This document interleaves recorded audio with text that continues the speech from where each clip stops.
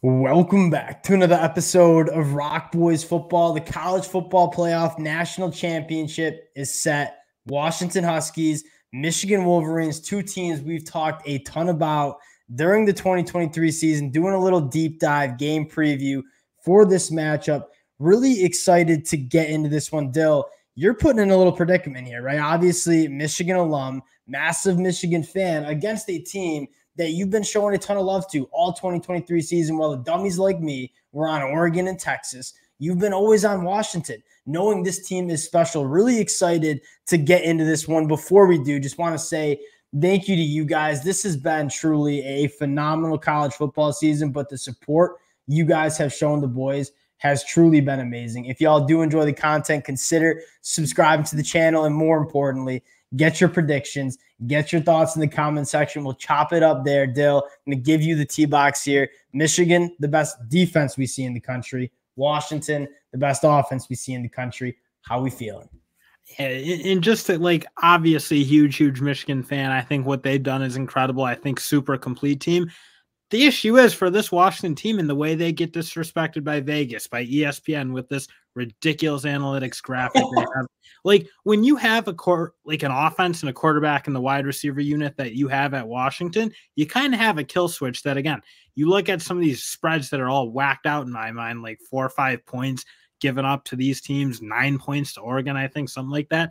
Like when you have a quarterback that's playing the way Penix can play and the way this wide receiver group can play, it's hard for me to say these games shouldn't be much closer to pick'ems because you have kind of a kill switch. When they're on, they seem darn near impossible to stop. And what you just saw from Washington last night against Texas, that was when they're on. And we talked about it heading into that one. Like, we haven't really seen this Washington team fully healthy on the offense side of the ball. We still didn't. Obviously, Dylan Johnson was banged up during that game, but with the healthy Rome, Polk, McMillan, and Penix, like that offensive attack is so hard to stop. Now, before we get into taking deep dives to the offense and defensive sides of the football here, I want to start out with, I think, the biggest storyline of this game, and that is, and we talk about this a lot, like styles make fights. And these are two teams that have different styles. And I think a large indicator of who wins this football game is what kind of style of football game is going to be played. And for the dummies like me who were on Texas heading into that Washington game, you kind of said the key for Texas was to establish the run, control the time of possession, and not get into a shootout with the best offense in the country. But that's exactly what Texas did. And they got into a track meet, and Washington outscored them. For Michigan, you're coming in saying, what's the best way to stop Michael Penix, slow down this Washington offense? Don't let them touch the field.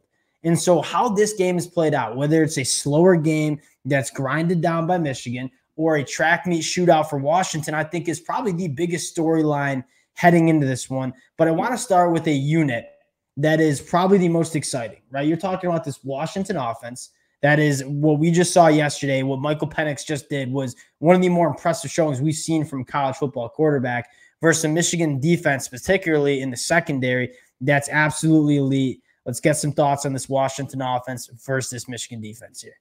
I mean, the big question Washington kind of answered is they're no slouch physically up front. And I know people are kind of thinking, oh, Texas, big, heavy, physical interior defensive line should come in and dominate that football game.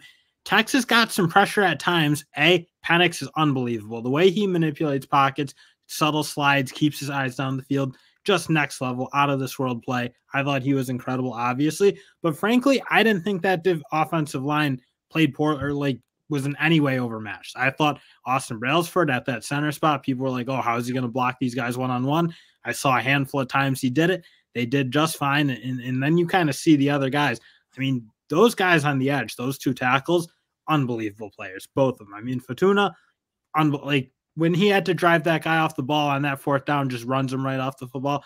Just so impressed by what they did up front. And again, if they play really good up front and give Penix a chance, you can see what he can do against anyone. That was the biggest storyline, is if you give Michael Penix time in the pocket, that was the biggest mismatch for Washington, attacking that Texas secondary. And Dill, you look at the numbers, you saw it on the game. Texas only got 8 pressures, sacked the quarterback 0 times. Michael Penix is a master at getting the ball out quick. Now, again, the storyline and the success points for Michigan is, can Michigan get after Michael Penix? You saw Michigan sack Jalen Milroe 7 times. That defensive line did a phenomenal job getting pressure on Jalen Milroe, but also keeping him in the pocket. And that's the key that Texas failed to do is they Yes. did get pressure at times. They got it right up the middle, and they just couldn't finish the job. They couldn't make tackles. If they had guys coming free, Penix was able to evade it. Michigan, in fairness or in credit to them against Milroe, did an excellent job of when they got home and they took them down. And those sacks are huge plays. You look, Texas just couldn't get kind of Washington off their spot or couldn't mess up their routine. They couldn't get them in negative or bad spots, and that made it really hard for them to deal with that passing attack. One of the stories here is how did Michigan get pressure on Alabama? If you go back and watch that game, yes, we were winning some one-on-ones, but the stunts were getting to Alabama. Like Alabama in blitz pickup was a disaster. Now, why did Washington just win the Joe Moore Award? Yes, they have phenomenal players, but I think what makes that offensive line so special is they play as a unit. Like they don't have those blown blitz pickups that you saw Alabama. So can Michigan, one of the best teams in the country at sending pressure, running stunts, manufacture pressure against Michael Penix, a massive story there. And Dill, the second storyline is you're going to watch arguably one of the best wide receivers in the country, whether you want, how you wanted to debate Marvin Harrison Jr., Rome Odunze, some of those guys.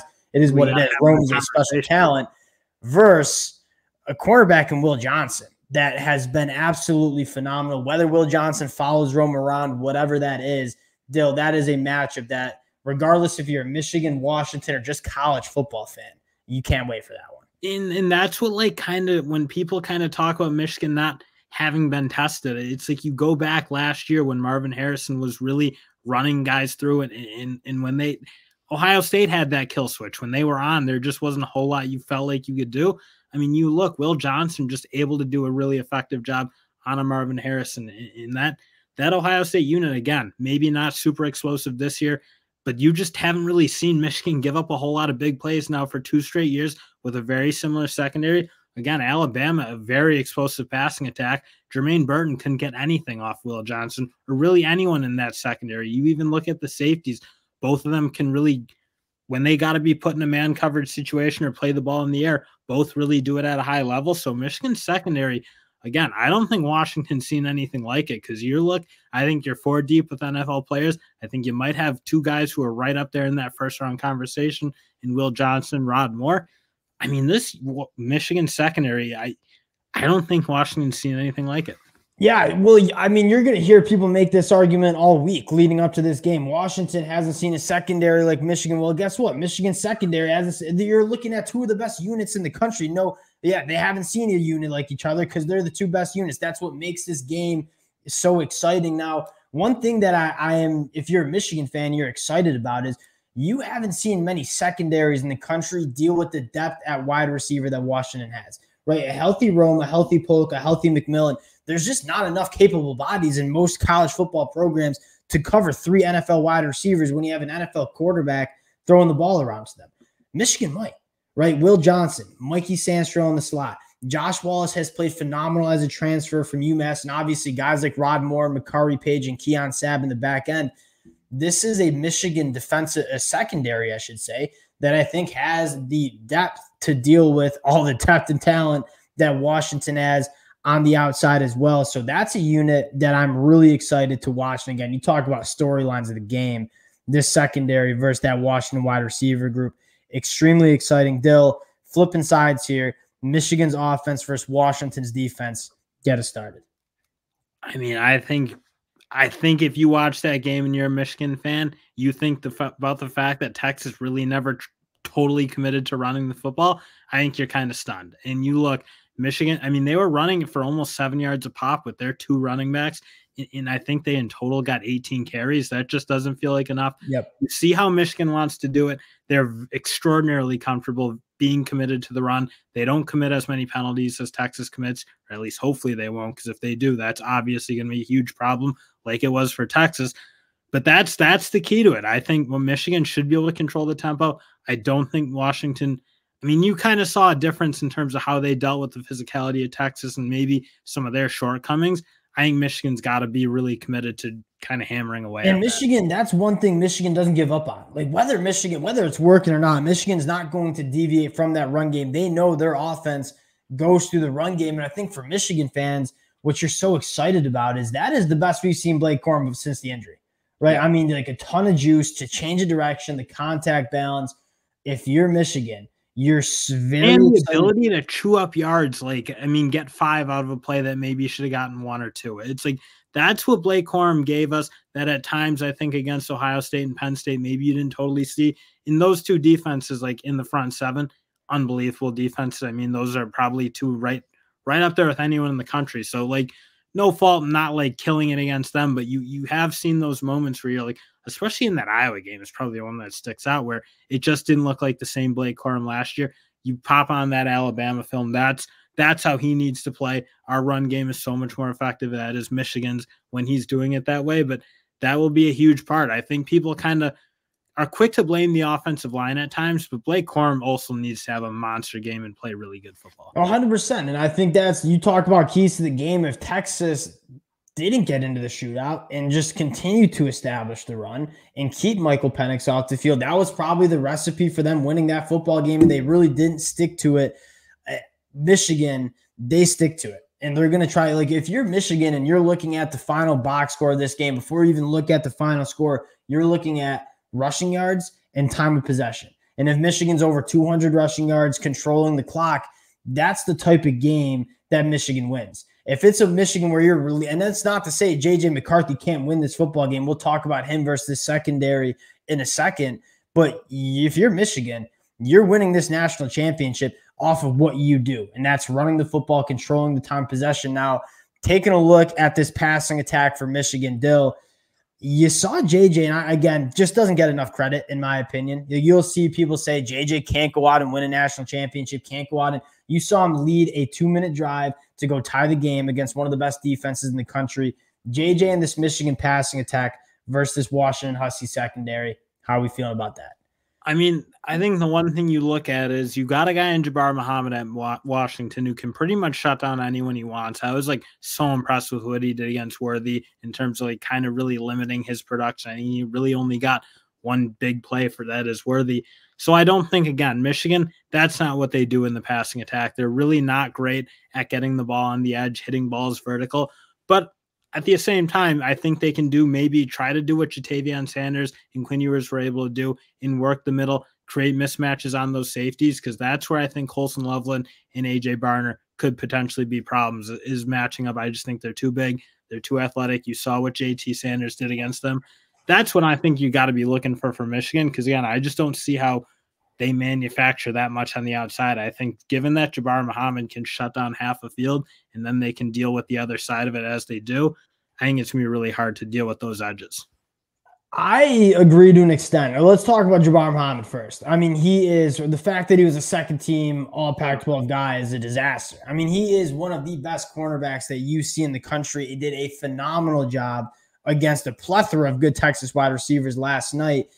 Dill, what I want to see, one, you mentioned it first, Colson Loveland, when Michigan is rolling, and I was kind of surprised to see Loveland not as involved as we kind of thought he would be against Alabama. I would like to see him get involved here. And you noted J.T. Sanders, very similar recipe in terms of getting the tight end to work in the middle. What I want to see Michigan get back to, too, is some of those crossing patterns. And you said they can't get it to the perimeter. I thought Michigan, there was there.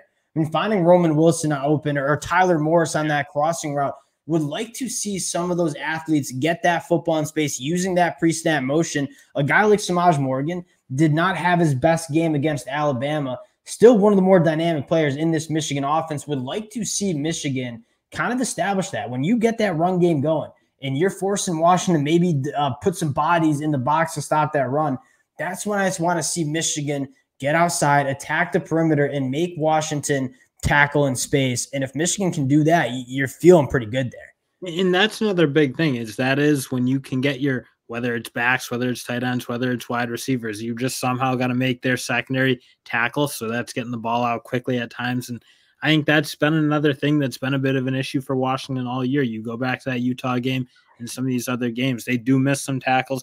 They missed a few against Texas, obviously letting those running backs kind of go to work a little bit in the passing attack. That'll be a big thing. And another guy I think you want to see kind of reemerge from Michigan is Donovan Edwards. Yes. Another guy we kind of wanted to see play out of the backfield a little bit more against Alabama. I think he had really only one target, I believe, and that was kind of one of those third and long. Yeah, it wasn't like a design target. We wanted to see more like getting Donovan Edwards and having some plays called to get Donovan Edwards in space. I mean, Corum got 2 of them and was very effective with it. But yeah, I think you're right. You want to see Donovan Edwards get a little more involved because he's so effective if you can give him a crack at it. And I think you mentioned it. One of the things that we talked about as a big key for Texas in the Washington game was getting the football in space and making Washington in the secondary tackle. You're Michigan. You're trying to replicate that.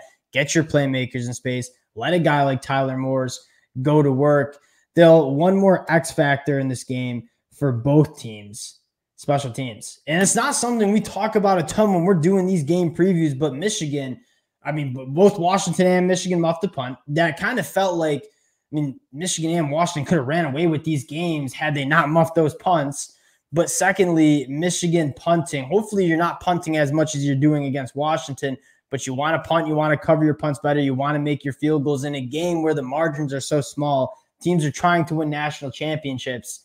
Like, you have to have your special teams on P's and Q's. I'm sure both programs going to make sure that's a fact heading into this one. Yeah, and especially for Michigan, because, God, if you give Washington too many free possessions, you just see how they could just turn it around right there, hit you with like a 30-yard touchdown, and that's really hard to recover from, obviously. In that Alabama game, giving up a little field position, they just don't have that explosiveness on the offensive side of the ball, so it doesn't necessarily kill you.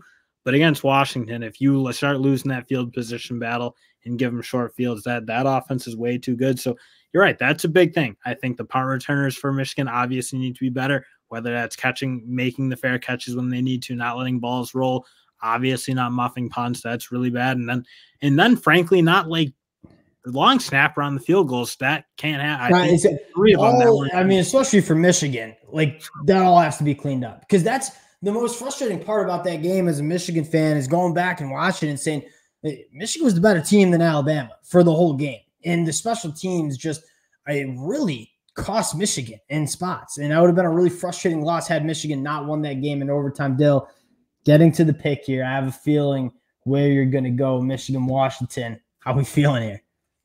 I mean, I have to go Michigan. I just don't see any other way for myself at this point. It's too big of a game. I mean, I think at the end of the day, I thought Michigan, one big thing is I thought they protected the passer well enough against Alabama. I thought that could have been a major problem, and if it was, that would have been a huge issue in the game. I think they did fine with themselves. I think that Alabama defensive line is about as good as they'll see, so I'm not super worried about that. Obviously, it was a concern, and at the end of the day, I think if they put the ball on the ground and just control this football game, I think Michigan should be fine. But, God, the one issue is if you take too many negative plays or too many penalties, which Washington's been a decent team enforcing, I think that could be where Michigan gets in a bit of trouble. But other than that, I think Michigan should be able to play their game and be okay. And I just think this defensive, especially in the secondary, is just I think they can do a good enough job slowing Washington. I'm going to take Michigan too, and I think Michigan will stick to their game plan better than Texas. And if they do that, they control the time possession, they get that rushing attack going. I think that spells good things for Michigan. 2 teams that we've had a blast. I will say it's horrifying to have everybody back on the Michigan train, and you see everyone saying, "Oh, that Bama Michigan game was for the title," and blah blah blah. No, I don't want to see people thinking like when Washington's been overlooked, which is pretty much all year. It's obviously been a problem. They haven't lost yet. This has got to hurt you bad. I mean, you obviously have to go Michigan. I'm concerned. I'm concerned that Michigan getting the treatment that Texas got, that Oregon got. Like this is the buzzsaw. Washington's not complete. I mean, they are. They're physical on both lines of scrimmage. I think they proved that enough. Obviously, their offensive line's good enough. Good enough. The Joe Moore Award winners. I 100%. Like, I just meant like they're up to the task. Like they played one of the better. This is going to be a phenomenal game. And again, at the end of the day, best offense, best defense. Going to be a phenomenal matchup. Appreciate you guys rocking with the boys again. Let us know in the comment section how you guys are feeling. A special shout out to the Washington Husky fans. Like this is obviously we're Michigan guys. You guys have shown a ton of support to the boys all year. Very happy to be playing you guys. It's going to be a great game. Appreciate you guys, and we'll talk to y'all later.